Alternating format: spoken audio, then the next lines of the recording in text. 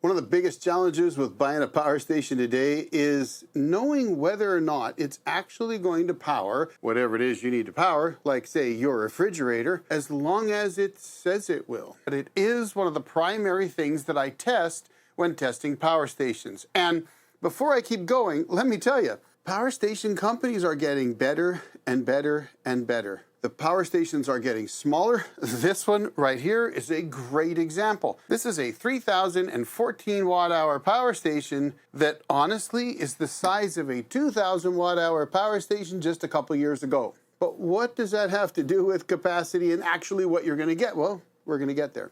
You see, when I test a power station to see how long it will actually last, or better yet, what I call efficiency, I test with my ceramic heater, which draws about 1,500 watts. Now, I do that on purpose. One, I want to push the inverter a little bit. I'm not trying to push it all the way to the maximum because, quite frankly, inverters aren't really meant to do that. Stressing anything out, whether it's a mechanical motor or an electrical motor or a battery or anything else, at its maximum always causes it to degrade and eventually fail sooner or faster. Well, inverters are no different. If you buy a power station with a 2,400 watt inverter like this one right here, and you expect to run it at 2,400 watts all day, every day, well, you're going to burn it up really fast because it's going to get hot and eventually it's just not going to be able to keep doing it. And so I use my ceramic heater because I know that this heater, which is going to draw about 1,500 watts, is a lot closer to what you can see when you're trying to use a power station to back up your home during an outage, or for that matter, even run an RV for some period of time quietly, i.e., you're not trying to run a generator that makes a lot of noise.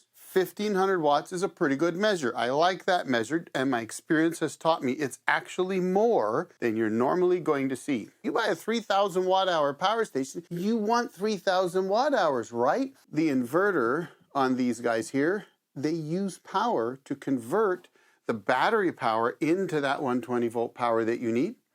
And if they're being pushed hard and they have to run, say, the fans to cool everything down, that uses power as well. So when I test power stations, I'm looking to see, under fairly normal, albeit a little bit heavier than normal loads, how much of that power station's battery are you actually going to get to use? And that's what I'm testing with my ceramic heater. And that's what we're going to talk about today with the Bluetti Elite 300, which is one of their new power stations. It has 3,014.4 watt hours, a 2,400 watt inverter, and a whole bunch of other great features we'll go over here shortly. But my main test, my first thing that I wanted to test, besides the fact that it only weighs like 58 pounds and it's 3,000 watt hours and it's the size of a 2,000 watt hour power station, was, okay, but how efficient is it? How much of that battery am I going to get to use to run my refrigerator, my house, my RV, or whatever it is I'm trying to run, theoretically, maybe during an outage? And so the first thing we're going to do is we're going to take this ceramic heater, we're going to set it up, and we're going to find out. But before we do this testing with my ceramic heater here, let me cover the features real quick. Now, on the display up front, you can actually get information about the unit, including faults, on that display. So if you don't have the app running, you can actually get some more information on this display just by holding a couple buttons down until it comes up, and then you can cycle through those. So nice feature that I've not seen on another power station. Their app, however, works very well. I've been very happy with their app. Super easy to use. Found the unit, installed it right away. Some companies with power stations that I've tested, frankly, their apps are just not very good. And I always just say to heck with it, I don't even want to use the app. But the Bluetti app is actually very well put together. So good job on that, Bluetti. You have 4 120-volt plugs on the front. It does say 2,400 watts, and it is pure sine wave. And you also have a 30-amp RV-style plug. You've got your cigarette-style plug here. And I'm going to tell you, folks, these covers are really nice. So a lot of these companies use like a real flimsy rubber-type cover. These are rubber, but they're a lot harder, and they seem to stay in place. A lot of times they don't. You've also got an XT90, it looks like, DC output, which is a 30-amp 12-volt output. So if you need that higher output for a big diesel heater or something like that, that'll work. And then you have a DC input, which is an XT60 for your 1200 watts of solar. Very nice. Now you've got two USB-Cs, a 100 watt and a 140 watt USB-C, two 15 watt USB-As. Simple push button. And I gotta be honest with you, I kind of like that. All right, let's get to testing. All right, folks, we're putting out 1500 watts. We've got my little heater down there running, and we will run that until this Bluetti is drained. All right, folks, it says 1 minute, and we are over 2,800 watt hours. Not bad. The unit is cool. There it goes, folks. Now, can you hear the fans? Excellent. I like to see this. Power is still on. It's just shut the AC off. We still have fans running. All is well in the world. All right, folks. Well, it used 2,845 watt hours, which translates into 94%. Meaning that you're going to get to use almost 95% of the battery capacity on this unit. And I've got to tell you, that's actually exceptional. Because frankly, you don't normally see that. Your less expensive power stations often don't even break into the 90s.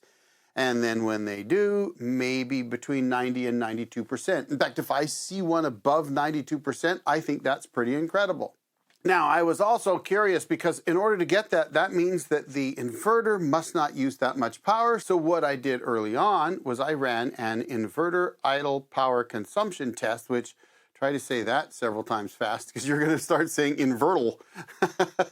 Anyway, I ran that test for 6 hours. I figured it was using about 10 watts to run the inverter.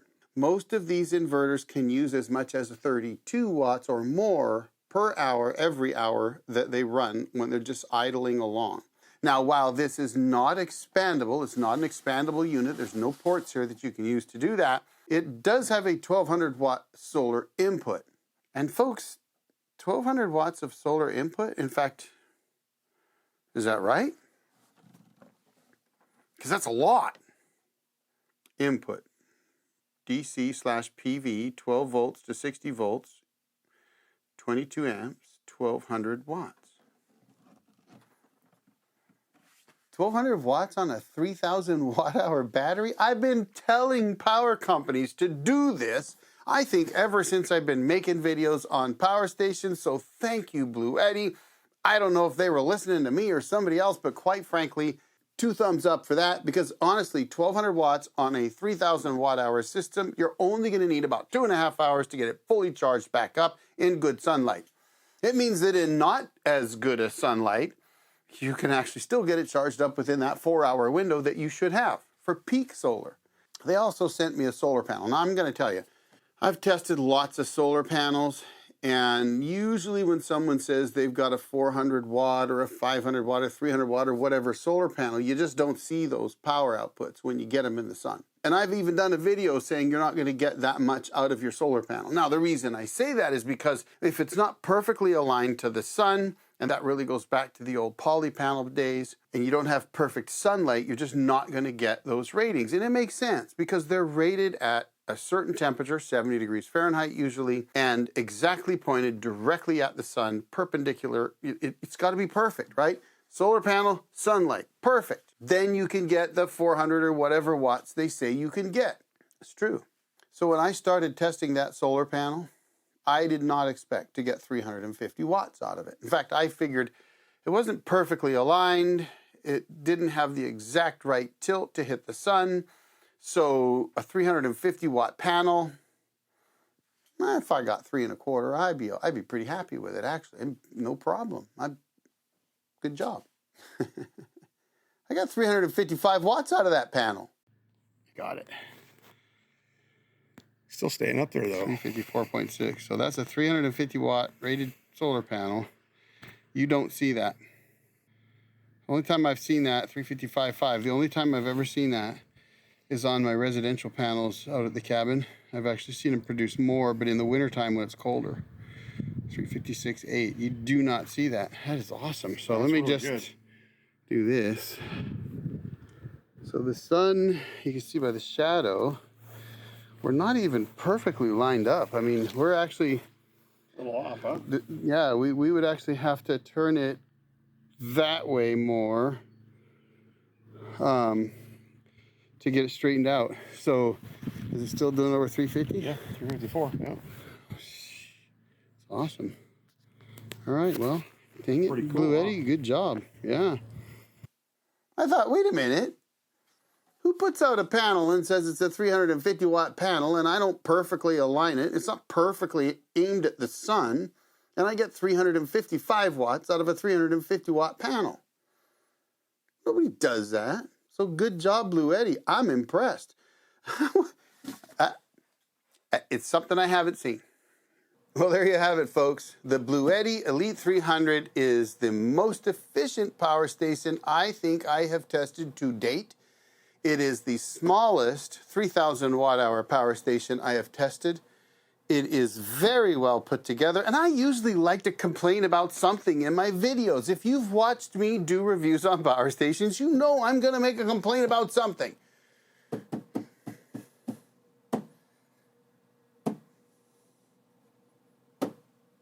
I don't have one.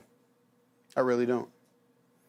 This does everything I would want a power station of this size to do. This is a really nice unit, folks. I am impressed with it. Check it out. I'll drop a link down below. And you know, we've got member days and prime days going on right now to, I think, the end of the month. So if you're looking for a good power station, top quality, really nice, I can't complain about it. Check out the links down below. I think you might find it worth it. Thanks for watching, folks. I'm going to drop another video right over here for you to check out. And thanks to all my members. I really appreciate it. Y'all have a great day. The old Jarhead out.